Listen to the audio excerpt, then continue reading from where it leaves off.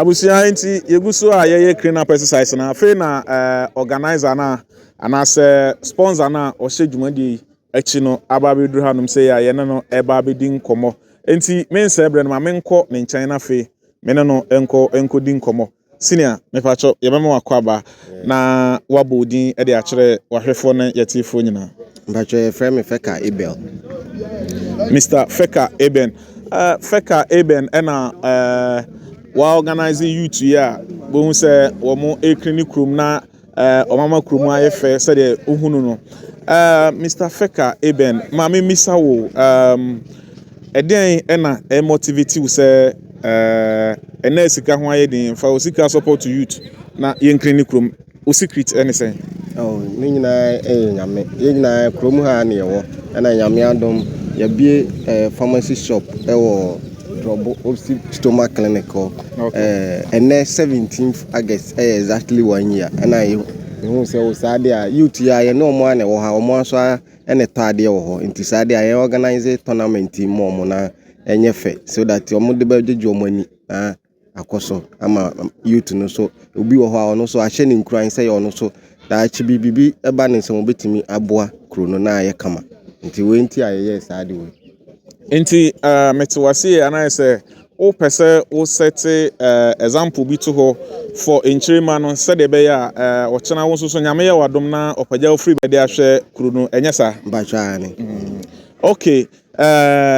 ye hu se boys no akrini kru mu nyina eno kan won hyehyɛ no ho bia na mbacha ni okay na eno no eyade a obeta ya na se eye enenko a wudi wani vice nko na o yesa dwumadi ene ye aye krabehwe ne de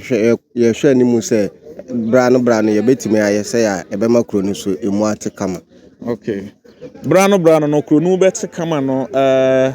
afuto ben na ode bema timamufo na ye na ye tete kro mu ye tete kwan ne ho no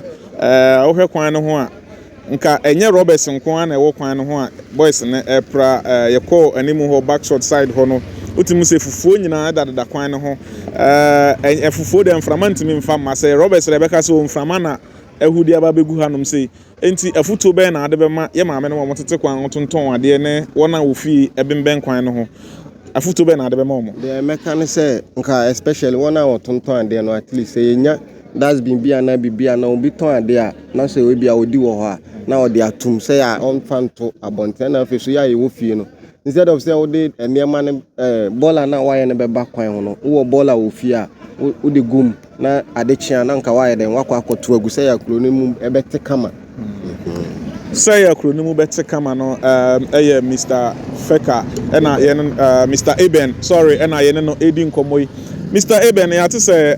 enye clean up exercise nkwa na wo ye wasan organize tournament kesepa ekoso ene eno nso so no motivation no anything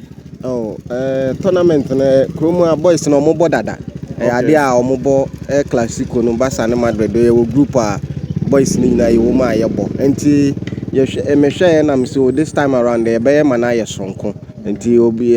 me diska kakra be ram so that obi obenwe no at least obenya sika kakra na ye be mo medals na trophy and players no since I pharmacy so there say boys so there the players no obi a obebo bia ye be man CD na no so e de akobo ne ho ban okay nice CD e wo tournament num san so e na me fa ne say trophy esi so medals e wo na ade a e na say tournament na enye easy kra una wo ye headline sponsor mama misa wo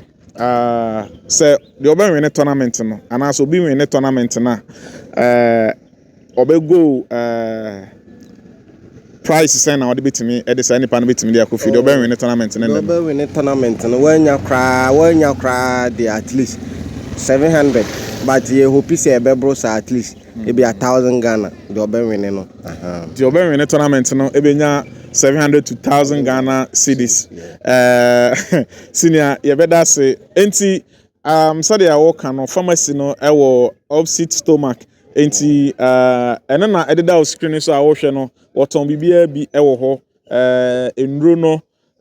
se wuti ye wo ya osisi na ye wo ya wo kotodwe oba bi ye wo ya bia no fo ni chiri mu ewo na so ye na kokoje aduro bia wo pe bia me pa cho abortion aduro de won ton bi ewo honom ti men konkoje abortion aduro but efa se o yare de ko na kokoto aduro ewo honom se de a obo akuri okoto aduro no na o wansi di no otimi de be sponsor ma yekuri mu e de yenita me fi se nyankopon ebe hira wo pa enti dinachi na kona kokoto aduro ho na number na ewo screen ase no de a wo pe bia no se untumi makra ofre na obeye delivery no e de ama kama pa ono nko an pharmacy a ewo krom ha oye delivery se oyare na waka problem a kire no obeye delivery kama e de ama enti minua ye beda ase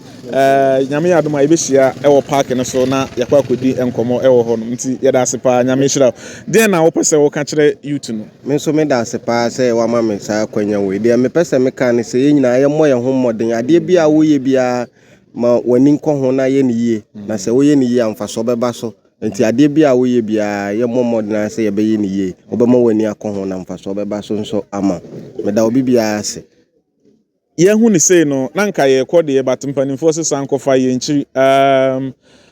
akoye mranti de he pinche ne sa ne manema no ewo mranti mu afuto be na adema mranti fasa tournament we ho de meka ne se ye nyina ye nipa baako ball na ye bo wi a ye nyina ye nipa baako enti de meka ne se ye nyina ye nya abotre na ye nhwe de especially the referees ne beka no na ye fan na referees no so mo ye nipa emfonso wo nipa ho even emofo no kra o mo de machines kra they do mistakes nti ye nya abotre na pinche de ye mpa bi wo ho wa obeye sa bia ebe yi wa free park na so ye mpa ne sa nso na ye nye na asonwie ma nti obi a expect obi a o park na so by 3 na ya start game no nti obeba na wa bantem so that obenya ba bi agina kama na bibia akoso wa no wa okay enti menu aye beda ase ye de besi hanom sei bibia ne aye besan ba mo nchen bio na ye ne mo aba bedi nkomo ye behia e wo park ne so enti ene wo ba director say CDD abu e wo park ne so enti brana beji bi ye da ase papa nyankopon hira osenia enti ye behia